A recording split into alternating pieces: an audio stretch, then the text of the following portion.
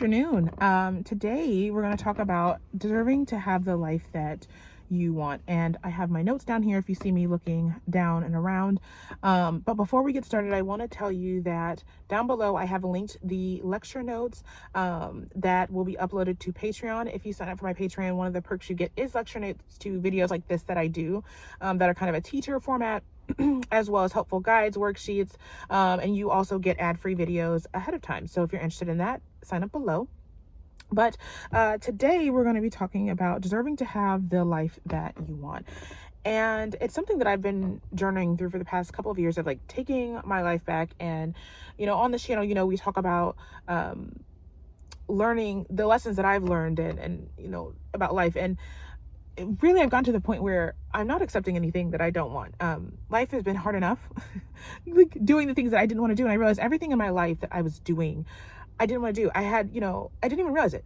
The knots in your stomach, even going to the grocery store, even, the house that you're living in, even the people you're around, the job that you're at. And it's like all of life asks you to compromise yourself in some way. And I just got tired of that. I was like, this is just too painful. My health started deteriorating. I went to the hospital. Like there was just stuff that started falling apart. And I was like, I don't like doing any of this. And it took losing my job to make me realize I hated every single thing I was doing, every single day, every single moment. And that the prospect or the actuality of being homeless was in fact better than my highly employed job. And the feeling of that settled in my soul so deeply because I was like, this is something I've feared for a long time. This is like in society, it's the bottom of the barrel. You don't even have XYZ. But I was like, and not having this, I'm the happiest I've ever been. And what does that say about the life that I've lived? In rebuilding, I've had a couple of year period of like letting go. And in rebuilding, with a new standard and with a new operation, I've learned a couple of things that I want to share with you that I've implemented in my life, and I've seen things shift from them. The first thing that I learned is there's this quote.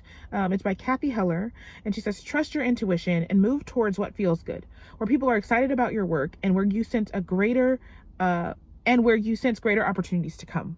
That was life-changing because the whole reason I had built the life that I did not want is because I felt, well, who else is going to do it? If I don't do it, no one else is going to do it, or nothing's going to fall from the sky, or this is the way it is, and this is the way people are. And you never give room for serendipity or for anything else to happen. You also are taught that, especially if you're evangelical Christian or, any other religion or sect like that, to avoid your feelings, that what you're feeling is wrong and that you don't know what you're talking about and all these other things.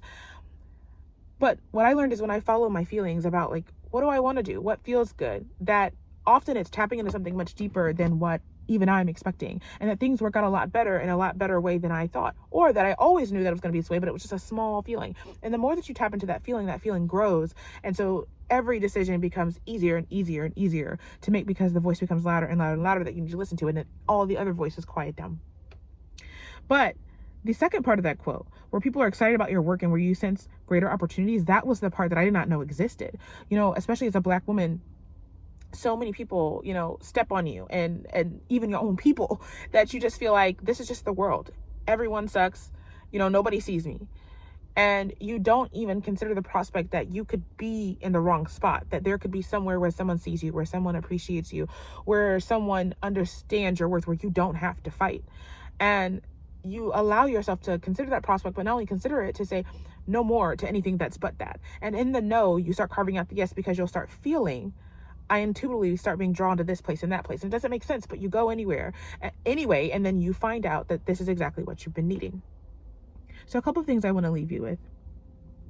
One of the things that I started considering when I make decisions is, what if the simplest answer is the right answer? The answer that first pops up in your head that you go, that's impossible. What if that's the right answer? What if the mountain can be moved? And what if it never was an obstacle to begin with? The next thing I want to leave you with is to remember to honor your inner voice. One of the things that got me off track was the fact that I was not honoring how I felt and not considering it. And one thing that helped me was to say, you're in this world and your feelings matter too, but so do mine. And so instead of you matter more than me or I matter more than you, no, you get to matter and so do I. And so with that in mind, what decision am I going to make considering that I also matter and not disregarding my own feelings? The third thing is, what do I want to do right now? That helps you get unstuck from the big picture where you can't basically manifest it down. It helps you manifest it down when you're going, okay, the next step is, even if it's just waiting. So you tap back in and you go, what do I want to do? What do I want to do right now? And then you follow the feeling that brings joy. But a lot of times when you're starting out, joy is not a feeling you're familiar with or even know how to reach. So what I feel is joy, relief, excitement. Following those feelings usually let me have the life that I want. So I want to start again by saying you deserve to have the life that you want. And what that means is you need to make decisions and only allow the things that you want. And when you start making that decision, you'll start seeing things triple and quadruple over and over and over again. And so you'll be surrounded by the goodness in ways that you couldn't have originally predicted. Yet you will not be able to tolerate when that no longer happens, which will perpetuate having the life that you want. There is other options. There are more ways than what you see. And you just have to start learning to honor your inner voice. Until next time, bye.